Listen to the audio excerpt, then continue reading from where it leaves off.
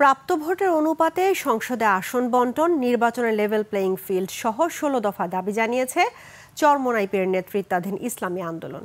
শনিবার রাজধানী সোহরাওয়ার্দী উদ্যানে মহাসমাবেশের ঘোষণাপত্রে এই দাবি জানানো হয়।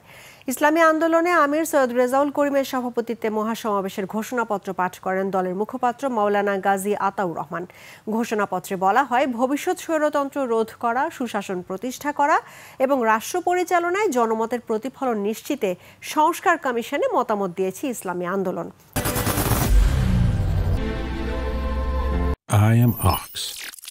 সংস্কারের দ্বিতীয় ধাপের সংলাপে বাস্তবায়নের জন্য ১৬ দফা দাবি জানানো হয়। এগুলো হলো: সংবিধানের মূলনীতি হিসেবে সাম্য, মানবিক মর্যাদা ও সামাজিক সুবিচারের সঙ্গে আল্লাহর ওপর পূর্ণ আস্থা ও বিশ্বাসী হবে রাষ্ট্র পরিচালনার মূলনীতি।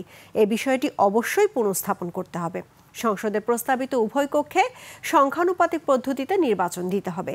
গণ অভ্যুত্থানের প্রত্যাশা বাস্তবায়নে জাতীয় ঐকমত্যের ভিত্তিতে আগামী জুলাই মাসের মধ্যে জুলাই সনদ ঘোষণা করতে হবে। সুষ্ঠু নির্বাচনের জন্য লেভেল প্লেয়িং ফিল্ড নিশ্চিতে জনপ্রশাসনকে ঢেলে সাজাতে হবে এবং ফ্যাসিবাদীদের চিহ্নিত করে দ্রুত অপসারণ করতে হবে।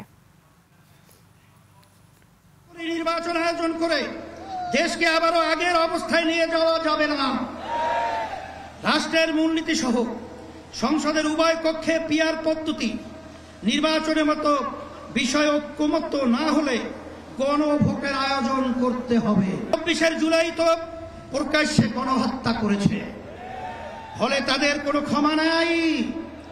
যারা সরাসরি ফৌজদারি অপরাধের সাথে জড়িত ছিল তাদের বিচার করতে হবে।